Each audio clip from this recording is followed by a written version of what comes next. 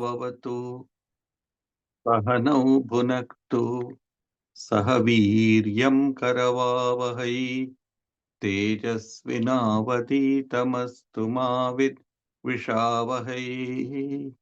ॐ शान्ति शान्ति शान्तिः। सर्ववेदान्त सिद्धान्त गोचरं तमगोचरम् गोविन्दं परमानन्दं सद्गुरुं प्रणतोऽस्म्यहम्।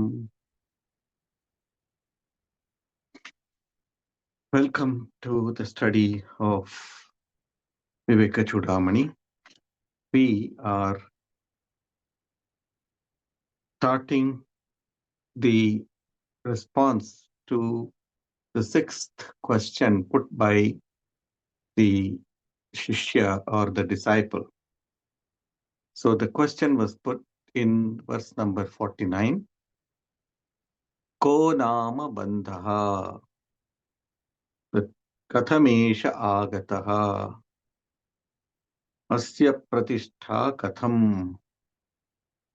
कथम विमोक्षः असौ अनात्मा कः कः परमः आत्मा तयोर्विवेकः कथम एतत् उच्यताम्. These are the 6 questions that the disciple asks the Guru. So what is it? Ko nama bandhaha. What is bondage? We all feel some kind of restriction all the time. Every embodied being feels limitations as if bound by something. If not bound by the societal norms, bound by physical norms or mental norms. And if you even if you cross over the physical and mental, there are these spiritual bonds. So this is something which is inherent in every being. This search for that state wherein we can become totally free. Freedom is the birthright of every individual. Spiritual freedom is the birthright of all sadhakas, all spiritual aspirants. Some people like to, not sadhakas, but normal people, they would like to be satisfied by their present state. Sri Ramakrishna gives the example of a certain kind of fish. So that this fish, when caught by a net which is spread on the floor of the river, it goes and bites into the bottom of the river and then thinks it is very safe over there. This is the state of most of us. We all think we are very safe. But one among them, Sri Ramakrishna, says very emphatically and also very funnily, he says, maybe one among them will realize that it has been caught in the net. And so it just shoots up and jumps out of the net. And then the fisherman's companions or the friends, they clap their hands and say with great joy, there goes the wise one. So this is in the same way, a guru or a realized soul, when they see a person has tried to come out of this bondage, has escaped the net of Maya, they clap their hands with great joy and say, there goes another realized soul, another person who has been released. So the joy of being free is far, far greater than the joy of being tied down to this world. Swami Vivekananda's very famous uh, song, he wrote a song in English, Song of the Sannyasin, while in New York. He was in a retreat with some disciples in an island called Thousand Island Park. And there, under a tree, a large pine tree, he sat and meditated. Later, he came up with this wonderful song called the Song of the Sannyasi. And there, in one of the couplets, he says, bonds, though of gold, are not less strong to bind. Say off with them, sannyas in bold, say Om Tat Sat Om. A very beautiful song. So that is what sannyasi means. One who has given up bondage is called a sannyasi, not just one who wears the ochre cloth, but a person who makes all out effort to get released, like that fish in the example, come makes all out effort, pushes upward, and then jumps out of the net and becomes free. So, ko nama bandaha. Bandaha is this, that we ourselves get caught in the mire and then we think we are safe. Ko nama bandaha. Kathamesha agataha. If everything is the self, then where did it come from? This is a question that the Shishya asks, the disciple asks. And then Katham Asya Pratishtha. Katham, that means how does it continue to exist? How does it stay? If it has come only in this life, then it will go away. But it has come from a very, very long, long series of lives. Therefore, it says Katham. Why? How does it continue to exist? How does Maya continue to exist? This is a question that the Shishya had asked, and the Guru answers them. And Katham Vimokshaha. How can one get freed from it? Freedom is of the mind. Mana eva manushyanam karanam bandha mokshayoho bandhaya vishayasaktam muktyai nirvishayam smritam. A very famous verse which says, Mana eva manushyanam karanam bandha mokshayoho. The mind is the root cause of both bondage as well as release, as well as freedom. The moment your mind, you control your mind, you discipline your mind and say to the mind, look here, do not go here and there, just go straight to the goal and escape out of this bondage. So that is what say Kathameshaga. That is Bandhamokshoyoho Karanam Manayeva, the mind alone. If the mind then can be purified, if the mind is honed or tuned to such a great extent that it will not go here and there, that it will only rest at the feet of the divine. It will rest within one's own self, that is the Atman. And that is how one gets freedom. So, Bandha Moksha Yoga, both bondage and freedom are indeed in our own hands. We need to make a decision whether we want to become free or we don't want to become free. The other day I was listening to a Swami saying this, giving this example. There was this old lady She was quite poor and she was in her 70s, and she used to go to the forest, collect some twigs, tie them into a bundle, carry them upon her head, go to the market, and then sell it and make some money. She didn't have any family and she had to fend for herself, naturally. But she lived at the edge of the forest, so there was plenty of wood available.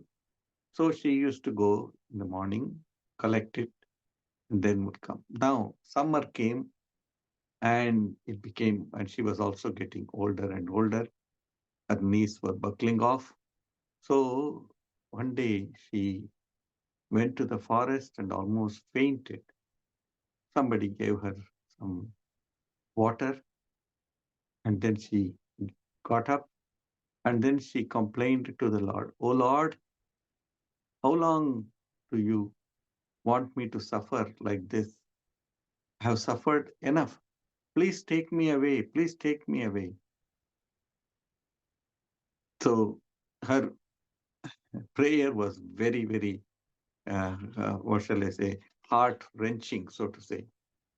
And then the story goes that Lakshmi Devi in Vaikuntha, in heaven, she saw this, she heard it, and said to Lord Vishnu, "Oh Lord, see, this old woman is suffering and she wants to come away to our abode.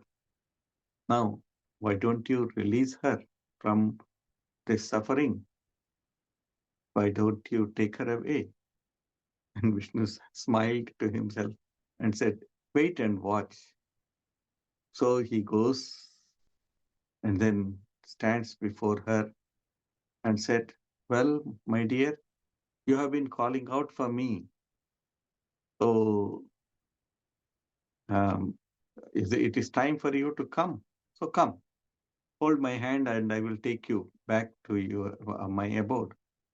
Immediately, the woman withdraws her hand, and then she looks at Vishnu and says, "No, no, no, no. I want to live at least for 100 years. I don't want to die right now."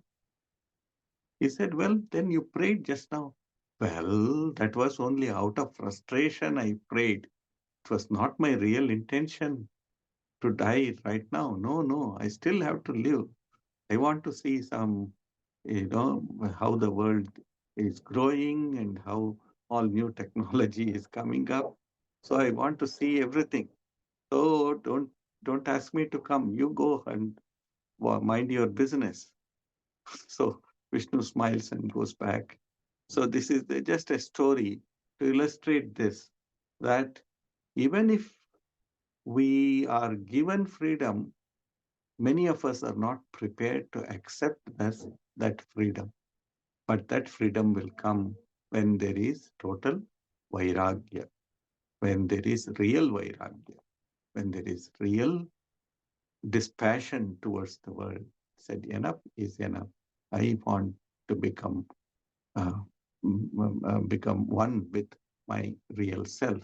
So that is possible. Katham vimoksha. Kosau anatma. Yes, the one of the responses by the Guru while answering uh, the fourth question, that is Katham vimoksha. What is what is released from bondage? One of that is that rejecting the anatma, rejecting that which is non-self. That is one of the fundamental things. That is, non-self is what?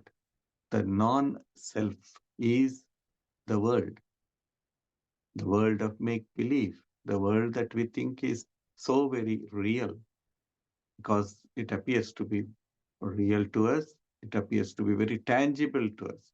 Therefore, we say, no, no, this kosa anatma, he says, this is all anatman. You are imposing the Anatman upon the Atman.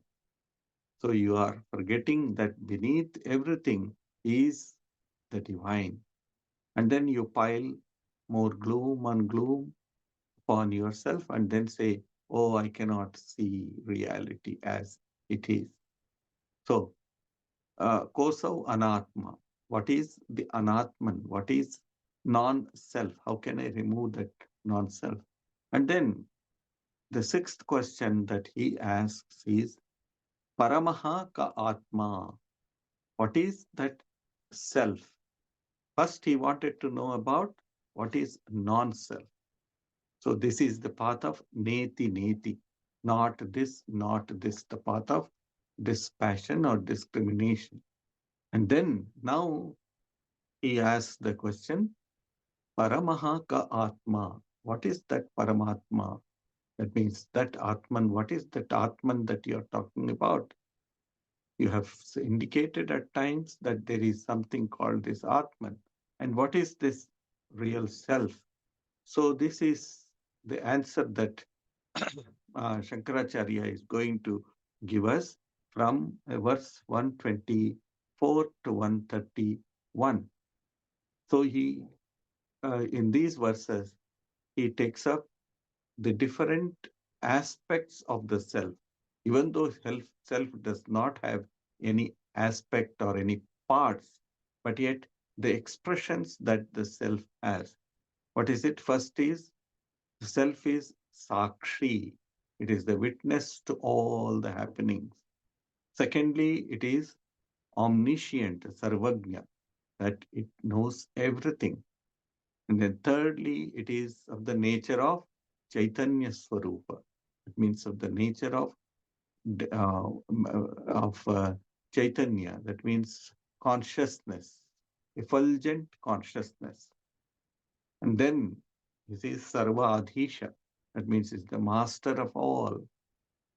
Everything he is above everything, and therefore is the master of everything. Because living in this world, we need guidance. So we need to approach somebody. So if we approach Brahman through the Paramatma or Parameshwara, then we will be able to understand the divine, the meaning of the Atman, the self within our every one of us. And then is the nature of Nitya Bodha. That means is always awareness, the awareness that is within every one of us, the buddhi that guides us all, the buddhi that makes us do, that takes us to places and makes us do things. So that is called as Nitya Bodha. It's always present within us. And then these are some of um, the responses that Sri Shankaracharya gives while discussing this topic about the self. What is the self? Kosau Anatma Paramaha Ka Atma. So now we will enter into this topic. 124th verse. अथ ते सम्प्रवक्ष्यामि स्वरूपं परमात्मनः यद् विज्ञाय नरो बन्धान् मुक्तः कैवल्यमश्नुते.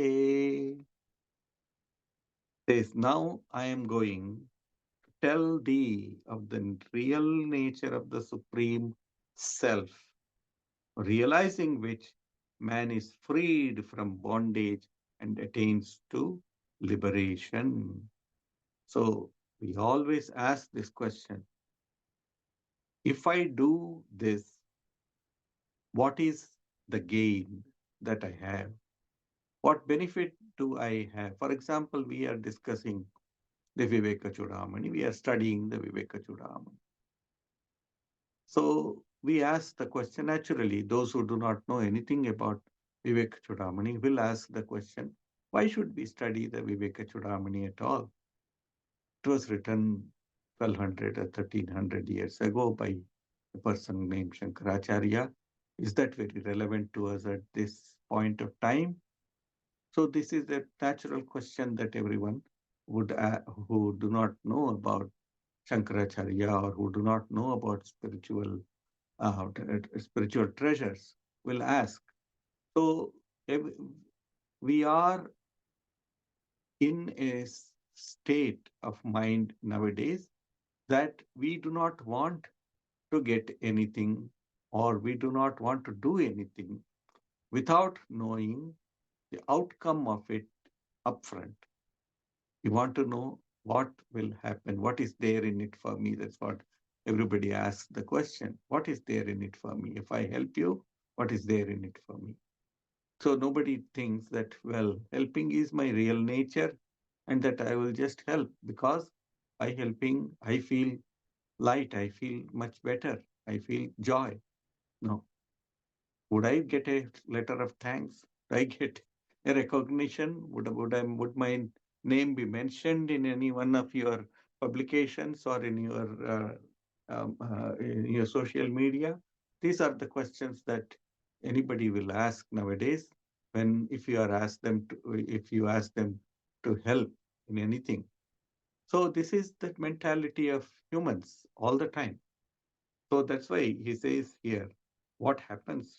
Shankaracharya knows that, and he says, if you know about this, if you are told about this, and if you try to understand this, then you will be freed from bondage. See, the whole process or the whole subject matter of this Vivekacudamani is mumukshutva. Subject matter is mumukshutva. I want I want to become free. I want to attain to that state from where I do not want to return to this miserable existence of duality. So that is the main theme. So therefore he says that Kaivalyam Ashnute, one will uh, reach to that state of liberation. So Shankaracharya uses a very particular term here, Kaivalyam. Kaivalyam um, is a term that is generally used in the Sankhya philosophy. Kevalatvam iti Kaivalyam. Kevala means where there is singularity. There is in science the concept of singularity. From one, everything has come. That is the idea. So the Kevalatvam, that is what one should know, that there is only one, and that is Brahman. Nothing except Brahman exists. So that Kevalatva, that oneness or that singularity, you can call it oneness or you can also call it as singularities. In particular, this term Kevalatva means nothing else exists except that. There is a very famous sukta, there is a very famous, uh, there are very famous verses in the Vedas. It is called as the Nasadiya Sukta. It's a very famous sukta. And there, towards the end of the sukta, by the way, sukta means that which has been spoken of very well. That is called as sukta. That is the word meaning of sukta. Something that has been spoken of very well, spoken of very wisely, spoken of as a useful sentence. That is called as sukta. Okay. So there in the last verse, I believe, um, the Rishi, he asked this question. So one of the very famous uh, verses says there, Iyam Visrishtihi, uh, Iyam Visrishtihi Yata Ababhuva Yadiva Dathe Yadiva Yo Asya Adhyatmaha Adhyakshaha Parame Vyoman Aso Anga Veda Yadiva Na Veda Anga Veda Yadi Va Na Veda. And then, so the meaning is like this: when all this creation had its origin, had its beginning, he, that means the divine, whether he fashioned it, that means whether he created it, or whether he did not, that is one. And secondly, he says, he who surveys it all, adhyaksha, yahas yo asya adhyaksha, one who surveys it all from Parame Vyuman, from the highest heaven, aso anga veda yadiva na veda. Whether he knows or maybe he does not even know that such a world exists. So it's a very, very beautiful verse which says that whether this universe exists or not, who can say about it? Because once you achieve to that highest state of oneness with the divine, the universe ceases to exist. So when all this creation had its origin, whether the Lord fashioned it, whether he made it or he designed it, or whether he did not, was it the work of some Satan or some evil personality? And but we all say, all the scriptures point out to the divine Lord as the Adhyaksha or the surveyor or the king of all the beings in the highest, from the highest heaven. He does all this ruling about. So, whether that divine knows about this creation or not, who can say that? So, this is a skeptical way of expressing uh, the origin of the world itself or the universe itself. So we ask this question again and again: whether this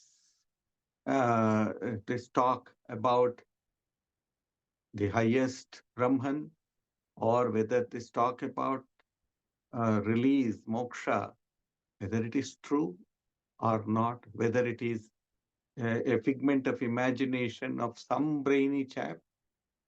So these are questions which are asked again and again.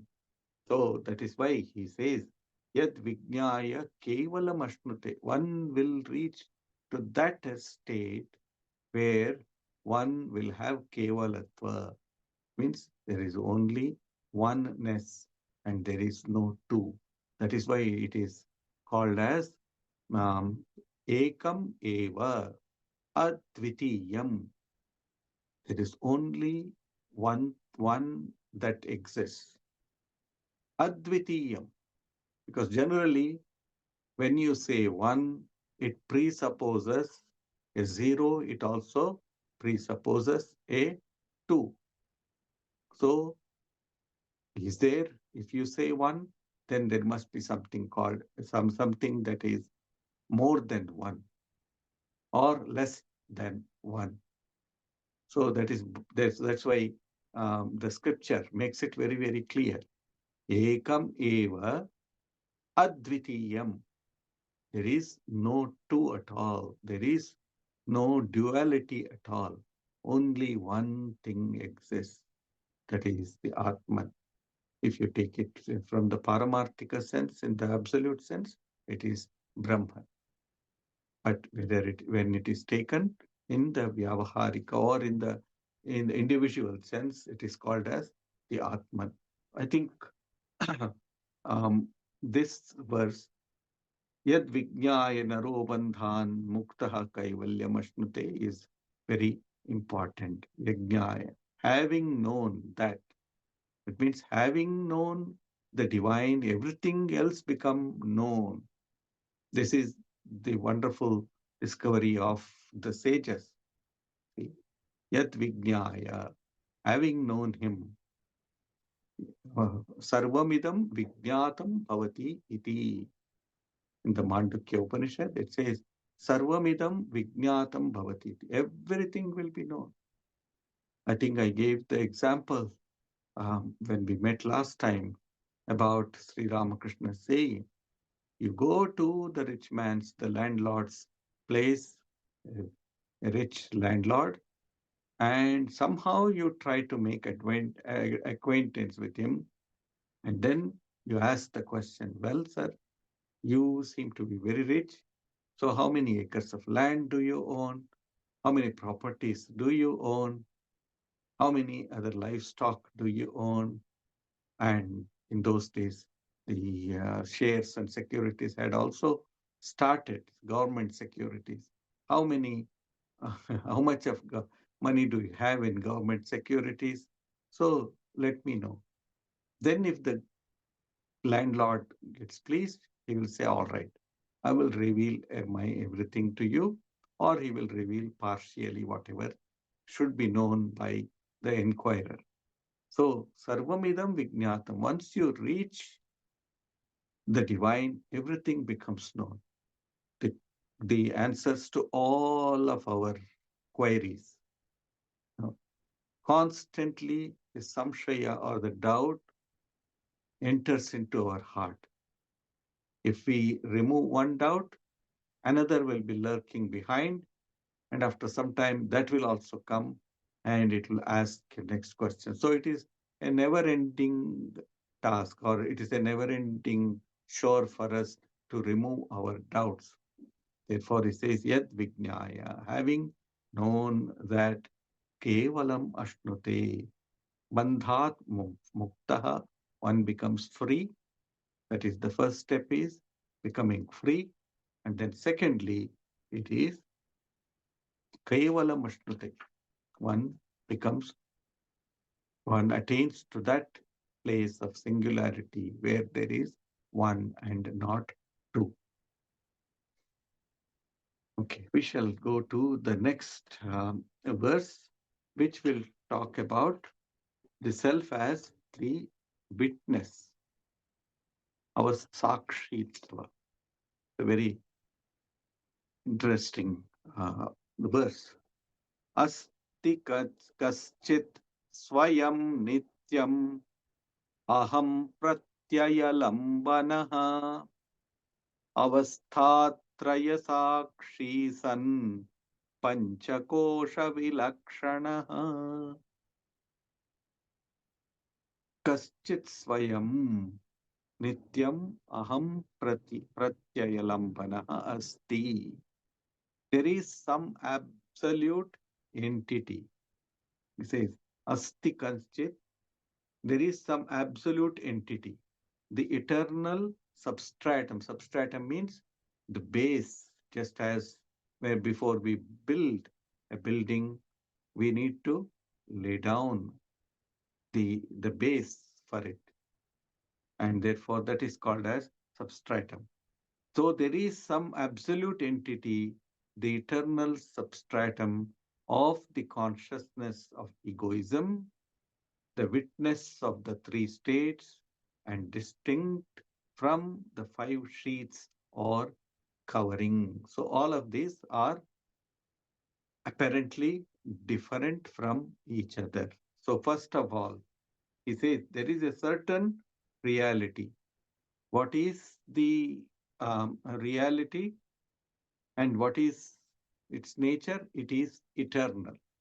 That means it has Swayam Nityam, says Aham Nityam. It is Nitya. Nitya means that which has no beginning and that which has no end. That is called as Nitya. It is always existing, eternally existing. That is existence. That is called as Nityatva. And then Astikaschit. And what does it do? It does not undergo any change. Because it is Nitya, it does not have any beginning, it does not have any end, it does not undergo any change. Change happens only when it starts. For example, when there is change within ourselves, our body. I changed from a baby to a child to a youth and then to an adult and now to an old man. So there is constant change over there. It keeps on changing. And after some time, there will come a stage when you become incapacitated, and then ultimately the body will undergo the destruction. So all of these changes, Shat Vikaraha, these six changes, is a constant for every being. Every being has to go through all of this. But there is something behind all these changes which never goes away because it has never begun. It's a very deep thought that the Vedanta philosophers have given to us. So he says, and what does this never changing eternal existence do to us? It does aham pratyayalambana. It is the very basis of the experience of our ego. This awareness of I. See, when I was born, I said I. When I was young, I said I. When I am old, I say I. When I am sick, I will say I. Till the body disintegrates, I will keep on saying I, etc. So this constant I is present behind all these changes. But when we go to sleep, deep sleep, what happens? Even when we are in a dream state, this I is when we go into deep sleep, this will be awake. This, even in dream, this I is existing, and also in deep sleep, this I is existing, this awareness. But it will not identify itself with the body and mind in deep sleep. This is the difference. The waking, dream, and sleep in our waking state, in our dream state, and in our deep sleep state, this I is always present, eternal I. That is called as Sakshi, Avasthatraya Sakshi. These are the three Avastha. Avastha means states, states um, of waking, and then dream, and then deep sleep. So this I is registering all the experiences of the waking, dream, and deep sleep. That's why when we wake up, I said, oh, I had a terrible dream, or I had a wonderful dream. Or I will say, I had a wonderful sleep. I had a very restful sleep. Or if I didn't sleep well, I will say, I did not sleep well. But at all these times, this I is a constant thing. So this is called as Avasthatraya Sakshi. Of course, there is a fourth state called as Turiya Avastha. Turiya means which transcend, that which transcends the waking, dream, and deep sleep. And when you get into that Turiya Avastha, you will experience your real identity. In deep sleep, we do not experience our real identity. We are only experiencing the absence of something. That means absence of waking or absence of dream I am experiencing while I am in deep sleep. But when you enter into the Turiya Avastha or the fourth state, then what happens? There you will feel the presence of your real self. I am that. I am that. I am that. This is called as the fourth state. Anyway, we shall not go into that deeply because that will come to another subject over there. So it says there is this reality which is the witness of these three states: waking, dream, and sleep. And then avasthatraya sakshi san panchakosha vilakshana. Panchakosha vilakshana. Then he talks about the five koshas. The five koshas are the five sheets, as it were. Sri Ramakrishna gives another example for this. You take an onion and then you start peeling it. Those are the different koshas or the peels. So there are the different layers of one thing called the onion. You keep on peeling it. You keep on peeling it, trying to find the core of the onion. See, when you do that, at the end, you will find that there is nothing. Everything is nothing but the peels. So, but there is something which holds all of these, as it were, subtly but not grossly. See, there is something in the onion which holds all of these subtly. So that is the, I mean, here with reference to ourselves, it is the Atman which holds everything, all the sheets, the different sheets. But each of the sheets gives us different or particular experiences. So first comes the Annamaya Kosha, that which is Annamaya, full of that with that which is formed of the Anna, that means the food. And then comes Annamaya Kosha, then Pranamaya Kosha. That means the kosha or the sheath of the prana, the bioenergy that is within every one of us, that which makes us breathe and so on and so forth, pranamaya.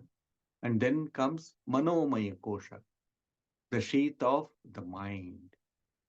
See, sometimes we are very much attached to our external appearances, our body, etc. So that is Annamaya Kosha. Then some of us are attached to our life force, that is Pranamaya. Then comes the Manomaya Kosha. And then comes the Vijnanamaya Kosha. And then the Anandamaya Kosha. All these will be studied in great detail in due course. So these are all the different coverings that the Atman has. But the Atman is not affected by any one of them changing.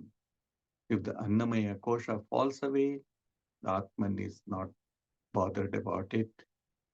The Manomaya Kosha, the Pranamaya Kosha, Vijnanamaya Kosha, all of these different koshas, when they fall away or when they do not, when they cease to function, then the self is not affected by it. It is always there. That is Sakshi. That is a wonderful word that Shankaracharya uses over here. That is the witness, avasthatraya Sakshi. We have to know that I am that. That is that Sakshi. This Sakshi Bhava, come to practical applications in our life. Sakshi Bhava is a wonderful spiritual uh, a spiritual practice or sadhana that we all can practice in our day-to-day life. Spending a little time aside and thinking of ourselves as not the body, as not the prana, as not the mind, and so on and so forth.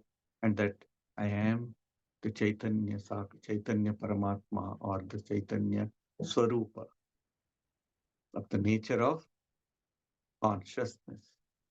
So this Sakshi Bhava is very important. I mean, even in the physical world, we can apply this watching, uh, watching all our thoughts and watching all our feelings that we have, thoughts and feelings towards others and also towards ourselves. It's easy to think about the others, but we do not turn the light to ourselves.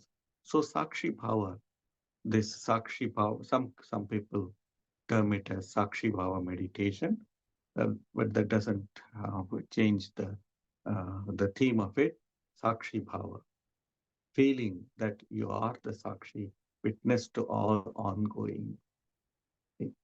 This is extremely important. This is a message that we can take home with this from this verse. Avasthatraya sakshi san pancha kosha vilakshana.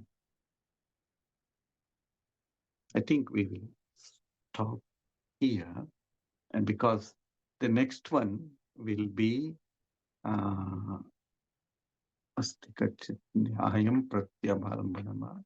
That is the next two verses. We'll discuss about, sorry, Yo Vijanahati Jagratam Satradi.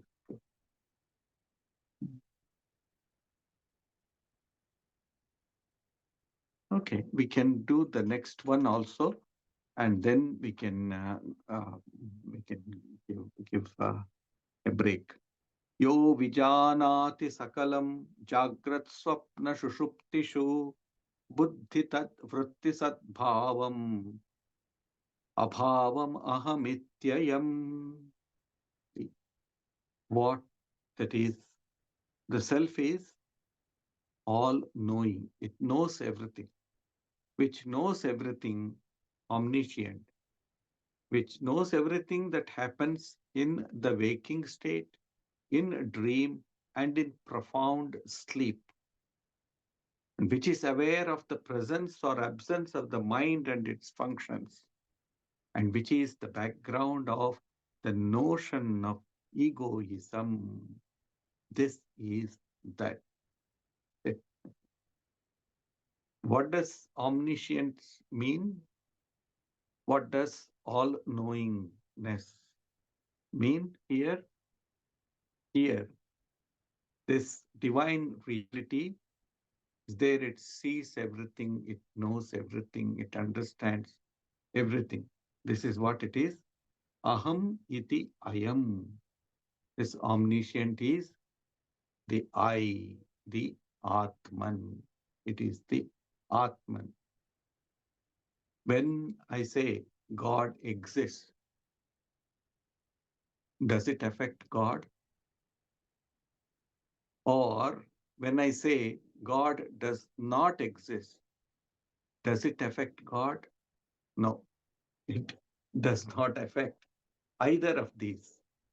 Saying that I believe in God or saying that I do not believe in God, both of them are the same. How? When I say I exist, then I am aware of my own self. When I say I do not exist, can I deny my existence? No, I cannot deny my existence. Similarly, when I say I exist, God exists, it is to say that the, the all-pervading spirit, which is all-knowing, which is omniscient, which knows me, which knows you, which knows everything, is that divine spirit. That must be understood over here. Whether you say or do not say about God does not matter, but you accept that something which is beyond this universe exists, something that is beyond what I experience in this world, and that which is the very substratum, that which is the basis of all the universe that exists, must be understood with this verse. Yo vijanati sakalam, which knows everything that happens in the waking dream state, waking state and the dream state, and in profound sleep, which is aware of the presence of everything. So, which is aware of the presence or absence of the mind and its functions. That's what I mentioned, and which is the background of the notion of egoism. This is the very background or the basis of the notion of I. This is the very essence of the self. That is what it says. God is not somebody who is there out in cloud nine. God is somewhere who is existing here, immanent. He is immanent with this in this world. He is in you, he is in me, he is within my own self as the Adhyaksha or as the manager of everything, as the ruler of everything. I come to know this by my own experience, by all our experiences, that this I is that which remains constant in everything. Even if I lose half of my body, yet I will not say I am half the body. I will say I. I identify with that self that is within my own self. So,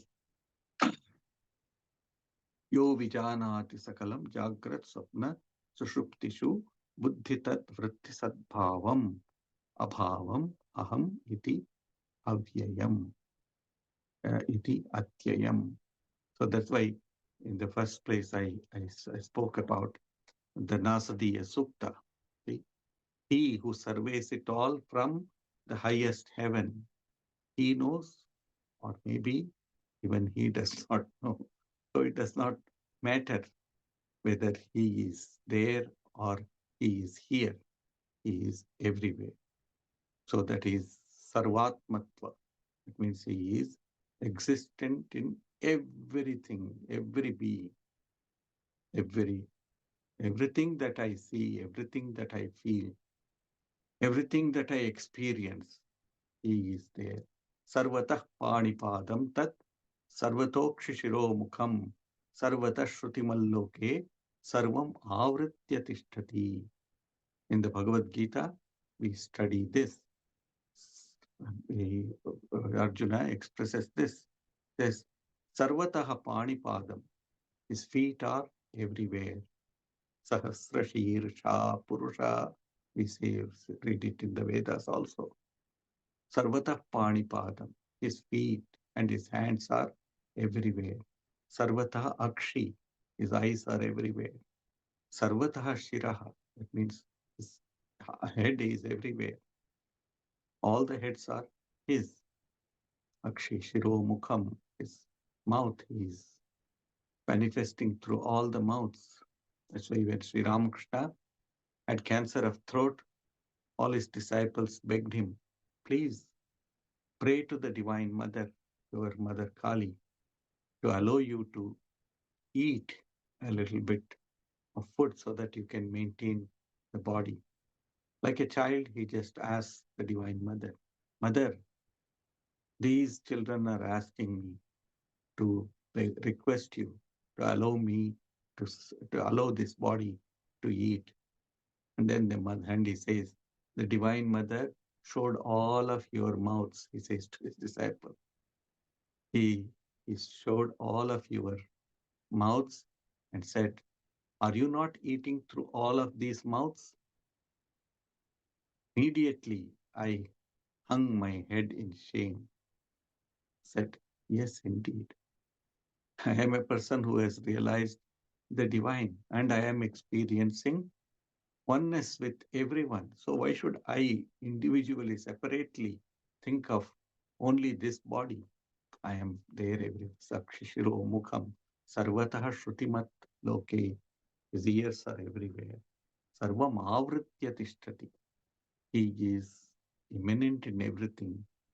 He is enveloped. He has enveloped everything. Avriti means enveloping everything, covering everything. And so on it goes. The mantra goes. So whether you call God by any name or any form, it all goes to that one source, that one divine source alone. So this is the study that we had today. Yo Vijanati Sakalam. God is everywhere. God is in everything. This understanding must come. First of all, think of the divine who is the Sakshi within yourself, and then think of him as the one who is pervading everywhere. These are spiritual practices that we need to pay heed to. Om Shanti, Shanti, Shanti. Hari Om Tat Sat. Sri Ramakrishna. Thank you. Thank you, Swamiji. Thank you, Thank you, Swami. Swamiji. Thank you. Thank you very much.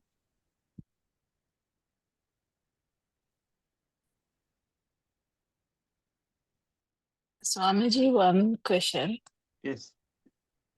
If you could a little bit elaborate more on rejecting oneself, you mentioned that is, I didn't get that full concept, like how to be better is to reject that is non-self.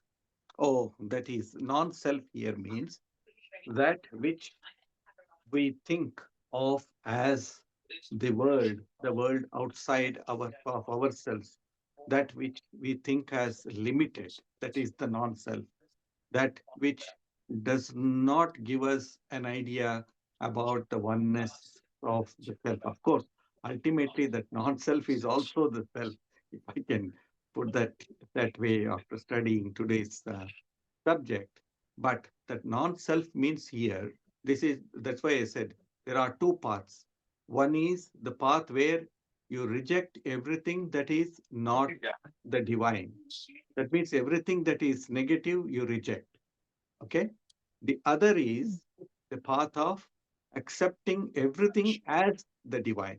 God is in everything. He is in the murderer. He is in the person who is saved. He is in everything. That is, but it's a little difficult concept to understand. It's also difficult for us to accept it when we see something that is not proper going on. Therefore, we need to say this is not the divine. So that's why we have in our mythologies we have the description of both the asuras and suras. Suras are the deities or gods, and then asuras are the non-gods. You see, they come from the same root, sura and asura. They come from the same root, sura. Sura means those who are divine, and asuras are non-divine. So rejecting that I am the body, that I am the mind, I am the external, the physical body, the mind, and the intellect, etc. Those are this is the anatma. These are called, this is the anatma vishaya. So the when we practice discrimination, the path of discrimination, in this practice of discrimination, where what is discrimination in the first place? Discrimination is between what is right and what is wrong, isn't it? So, what is Mhm. good and what is bad? So, discrimination is that. So, anatma is that which is not divine till I achieve to that divine state. I should always be aware, become very careful about that which is not permanent, that which is not divine. So that is the idea. That is the anatma. Kosau Anatma. Hopefully that responds to your question. Thank you, Swamiji. Thank